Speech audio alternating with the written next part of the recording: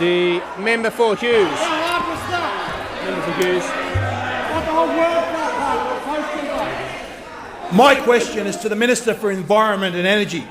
Will the Minister update the House on what the government is doing to strengthen energy security and maintain energy affordability? What hurdles stand in the way to achieving this security for hard-working Australian families?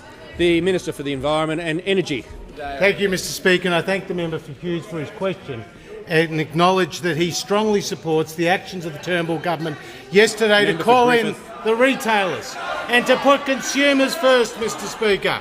And the Prime Minister secured important commitments from those retailers, important commitments to ensure that they provide clear information to their customers, Mr Speaker, more comparable information to their customers, and stronger protections for low-income earners to ensure that they can save money on their power bills. Now, Mr Speaker, the actions of the Turnbull government yesterday have been warmly received.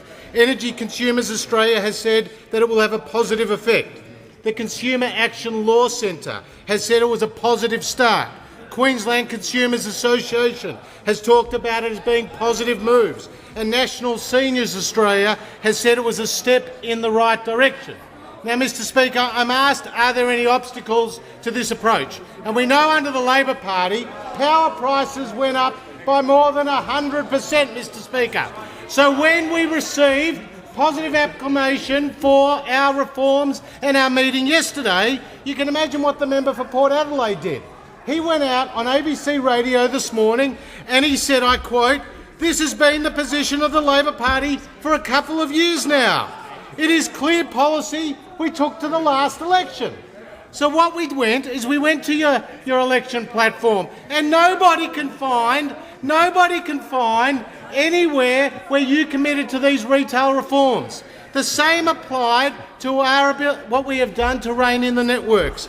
Mr Speaker, the member for Port Adelaide put out a press release on the 25th of May saying he had long argued for these reforms to limited merits review. So we went to their election platform. It was nowhere to be seen, Mr Speaker. Absolutely nowhere to be seen.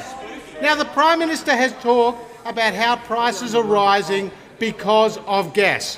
So, Mr Speaker, the member for Port Adelaide on the 21st of June on Sky News was asked 6 times about the states lifting their mindless bans and moratoriums on gas, and to which he gave the very meek response, "Look, I'm not a scientist, I'm not a geologist," Mr Speaker.